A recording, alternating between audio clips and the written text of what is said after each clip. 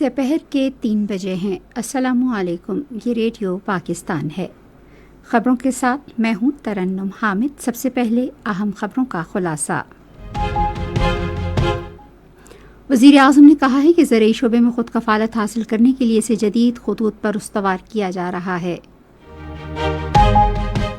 قومی اسمبلی کو آج بتایا گیا کہ ملک میں آئندہ 3 سال کے لیے 7,000 میگا واٹ اضافی بجلی موجود ہے۔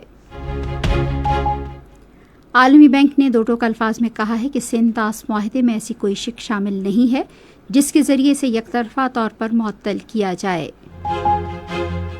پاکستان نے اقوام متحدہ کی سلامتی کونسل میں امریکہ اور حوثیوں کے درمیان جنگ بندی کو مثبت پیش رفت قرار دیا ہے۔ بھارت کے غیر قانونی زیر قبضہ جموں کشمیر میں بھارتی فوجیوں نے ضلع پلوامہ میں 3 کشمیری نوجوانوں کو شہید کر دیا ہے۔ اور خاندانوں کا عالمی دن آج منایا جا رہا ہے۔ اور اب خبریں تفصیل کے ساتھ۔ وزیر اعظم محمد شہباز شریف نے کہا ہے کہ زرعی خود کفالت کے حصول کے لیے زراعت کے شعبے کو جدید خطوط پر استوار کیا جا رہا ہے۔ آج اسلام آباد میں زرعی شعبے میں اصلاحات کے عمل کا جائزہ لینے کے لیے ایک اعلیٰ سطح کے اجلاس کی صدارت کرتے ہوئے انہوں نے کہا کہ حکومت معیشت کی تیز ترقی کے لیے زرعی شعبے کی وسیع صلاحیتوں کو بروئے کار لائے گی۔ وزیر اعظم نے ہدایت کی کہ کسانوں کو آسان شرائط پر زرعی قرضوں کی فراہمی یقینی بنائی جائے گی۔ انہوں نے ملک کی پیداوار بڑھانے کے لیے زرعی تحقیق پر توجہ مرکوز کرنے کی بھی ہدایت کی۔ وزیر اعظم نے متعلقہ حکام کو ہدایت کی ہے کہ وہ زرعی صنعتی ترقی کے لیے ایک پائیدار اور طویل مدتی پالیسی تشکیل دیں جس کا مقصد ملک میں زراعت اور جنگلات کا فروغ اور ماحولیاتی تبدیلیوں سے نمٹنے میں مدد فراہم کرنا ہو۔ شہباز شریف نے ہدایت کی کہ زرعی شعبے کی ترقی کے لیے متعلقہ فریقین کی مشاورت سے ایک مربوط حکمت عملی بنائی جائے۔ انہوں نے کہا کہ اس سلسلے میں صوبوں سے مشاورت بھی یقینی بنائی جائے۔ انہوں نے متعلقہ محکموں کو ہدایت کی کہ وہ زرعی شعبے کے حوالے سے زرعی جدت کا قومی منصوبہ پیش کریں۔ وزیر اعظم نے زرعی بیجوں کی جانچ کے نظام میں جاری اصلاحات میں تیزی لانے اور اعلیٰ معیار کے بیجوں کے فروغ کے حوالے سے مؤثر لائحہ عمل تیار کرنے کی بھی ہدایت کی۔ وزیر اعظم محمد شہباز شریف نے بھارتی قیادت کے حالیہ اشتعال انگیز بیانات پر اپنی تشویش کا اظہار کرتے ہوئے اس امر کا اعادہ کیا ہے کہ پاکستان مستقبل میں کسی بھی جارحیت کا مقابلہ کرنے کے لیے اپنی خود مختاری اور علاقائی سالمیت کا بھرپور دفاع کرے گا۔ انہوں نے ان خیالات کا اظہار آج آذربائیجان کے صدر الہام علیوف سے ٹیلی فون پر بات چیت کرتے ہوئے کیا۔ وزیر اعظم نے اس بات پر زور دیا کہ پاکستان نے علاقائی امن کے مفاد میں بھارت کے ساتھ جنگ بندی مفاہمت پر اتفاق کیا ہے اور اسے برقرار رکھنے کے لیے پرعزم ہے۔ وزیر اعظم نے دوستانہ انداز اور گرم جوشی سے گفتگو کرتے ہوئے کہا کہ صدر علیوف کی غیر متزلزل حمایت پاکستان کے لوگوں سے والہانہ محبت کا ایک اور اظہار ہے۔ اس موقع پر آذربائیجان کے صدر نے پاکستان کی شاندار کامیابی پر وزیر اعظم شہباز شریف کو مبارکباد دی۔ صدر علیوف نے اس امر کا اعادہ کیا کہ آذربائیجان پاکستان کے ساتھ تمام شعبوں میں اپنے برادرانہ تعلقات کو مضبوط بنانے کے لیے پرعزم ہے۔ قومی اسمبلی کو آج بتایا گیا کہ 200 سے کم یونٹس استعمال کرنے والے 1 کروڑ 80 لاکھ صارفین کے لیے بجلی کی قیمتوں میں گزشتہ سال جون سے 56% کمی کی گئی ہے۔ وزیر توانائی اویس احمد خان لغاری نے ایوان کو وقفہ سوالات کے دوران بتایا کہ گھریلو صارفین اور کاشتکاروں کے لیے بجلی کی قیمتوں میں مجموعی طور پر 20% اور صنعتوں کے لیے 31% کمی کی گئی ہے۔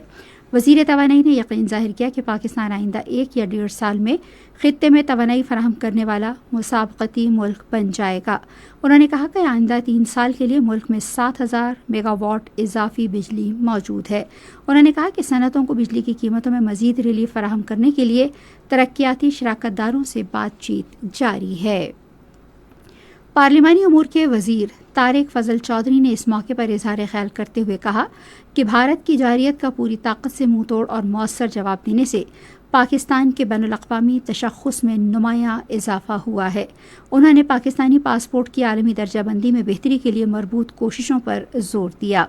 پارلیمانی سیکرٹری برائے انسانی حقوق صبا صادق نے ایوان کو بتایا کہ خواتین کے مقام کے بارے میں قومی کمیشن کی چیئرپرسن کی جلد تقرری کی جائے گی۔ ایک توجہ دلاؤ نوٹس کے جواب میں وزیر مملکت برائے منصوبہ بندی ترقی اور خصوصی اقدامات چودھری ارمغان سبحانی نے کہا کہ حکومت سکھر حیدرآباد کراچی موٹر وے منصوبے کی تعمیر کو اولین ترجیح دے رہی ہے۔ وزیر خزانہ محمد اورنگزیب نے خیالات کا اظہار کرتے ہوئے کہا کہ سکھر، حیدرآباد، کراچی موٹر وے پاکستان کی معاشی ترقی کے لیے انتہائی اہمیت کی حامل ہے۔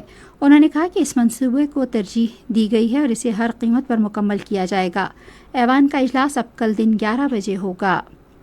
National data base and registration authority نے صوبائی حکومتوں کے اشتراک سے ملک بھر میں صحت عامہ کی سہولتوں میں پیدائش اور اموات کے ڈیجیٹل نوٹیفیکیشن آلات کی تنصیب کا آغاز کر دیا ہے۔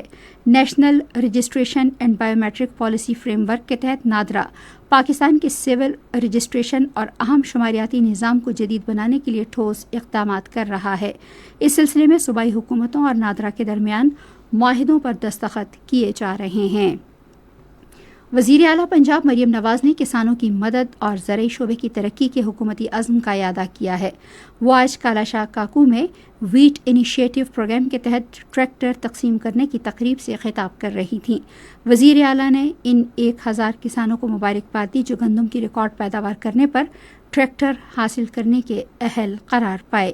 مریم نواز نے 10 kV شمسی نظام پر 95% اور 15 kV نظام پر 90% رعایت دینے سمیت توانائی کے بڑے سہولتی اقدام کا بھی اعلان کیا۔ انہوں نے محکمہ زراعت کو ہدایت کی کہ وہ کاشتکاروں کو منافع لیے بغیر زرعی مشینری کرائے پر فراہم کرے۔ یہ خبریں آپ ریڈیو پاکستان سے سن رہے ہیں۔ عالمی بینک کے صدر اجے بانگا نے دو ٹوک الفاظ میں کہا ہے کہ سینتاس معاہدے میں ایسی کوئی شک شامل نہیں ہے جس کی روح سے اس معاہدے کو یک طرفہ طور پر معطل کیا جائے۔ CNBC کو ایک انٹرویو میں انہوں نے کہا کہ متعلقہ فریقوں کی رضامندی سے معاہدے کو معطل یا اس میں ترمیم کی جا سکتی ہے۔ اجے بانگا نے کہا کہ عالمی بینک کے توسط سے سینتاس معاہدہ طے پایا تھا۔ ادھر دفاعی ماہرین کا کہنا ہے کہ عالمی بینک کے صدر کا حالیہ انٹرویو اس بات کا ثبوت ہے کہ بھارت یک طرفہ طور پر سینتاس معاہدے کو معطل نہیں کر سکتا۔ ان کا کہنا ہے کہ معاہدے کی یک طرفہ معطلی بین الاقوامی قوانین کی سنگین خلاف ورزی ہے۔ انہوں نے کہا کہ معاہدے کے بارے میں عالمی بینک کے واضح موقف نے بھارت کے مذموم عزائم کو بے نقاب کر دیا ہے۔ چین کی حکومت نے زنگنان کے مقامات کو چینی نام دینے کے اقدامات کو اپنی خود مختاری قرار دے دیا ہے۔ چینی وزارت خارجہ کی طرف سے جاری بیان میں کہا گیا ہے کہ زنگنان تاریخی، جغرافیائی اور انتظامی اعتبار سے چین کا حصہ ہے اور ان مقامات کو چینی نام دینا ہمارا داخلی معاملہ ہے۔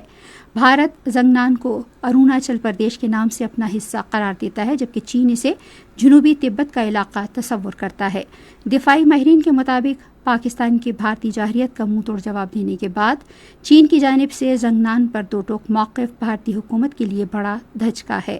انہوں نے کہا کہ بھارتی حکومت نے خطے کے ہر ملک کے ساتھ تنازع پیدا کر کے ثابت کیا کہ بھارت خطے کے امن کا دشمن ہے۔ پاکستان نے اقوام متحدہ کی سلامتی کونسل میں امریکہ اور حوثیوں کے درمیان جنگ بندی کو مثبت پیش رفت قرار دیا ہے۔ یمن کے بارے میں سلامتی کونسل کی بریفنگ میں قومی بیان دیتے ہوئے اقوام متحدہ میں پاکستان کے مستقل نمائندے سفیر عاصم افتخار احمد نے مذاکرات اور سفارتکاری کے ذریعے یمن کے بحران کے پرامن حل کی حمایت کا اعادہ کیا۔ انہوں نے حوثیوں اور امریکہ کے درمیان جنگ بندی کو سفارتی کامیابی اور یمنی دھڑوں کے مابین مذاکرات آگے بڑھانے کا موقع قرار دیا۔ انہوں نے یمن کے تنازع کے پرامن اور سیاسی حل کے لیے پاکستان کی مضبوط عزم کا اعادہ کیا۔ بھارت کے غیر قانونی زیر قبضہ جموں و کشمیر میں بھارتی فوجیوں نے ضلع پلوامہ میں ریاستی دہشت گردی کی اپنی تازہ کارروائی میں 3 کشمیری نوجوانوں کو شہید کر دیا۔ فوجیوں نے ان جوانوں کو ضلع کے علاقے نادر لورگام میں محاصرے اور تلاشی کی کارروائی کے دوران شہید کیا۔ خاندانوں کا عالمی دن آج منایا جا رہا ہے جس کا مقصد خاندانوں کی اہمیت اور معاشرے میں ان کے کردار کو اجاگر کرنا ہے۔ اقوام متحدہ کی جنرل اسمبلی نے اسے 1993 میں ایک قرارداد کے ذریعے ہر سال یہ دن منانے کا فیصلہ کیا تھا۔ ریڈیو پاکستان سپہر 4:05 پر اپنے قومی نشریاتی رابطے پر خاندانوں کے عالمی دن کے سلسلے میں خصوصی مذاکرہ نشر کرے گا۔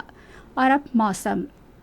محکمہ موسمیات کی پیش گوئی کے مطابق آئندہ 12 گھنٹوں کے دوران ملک کے بیشتر حصوں میں موسم گرم اور خشک رہنے کا امکان ہے، تاہم میدانی علاقوں میں دن کے اوقات میں موسم شدید گرم رہے گا۔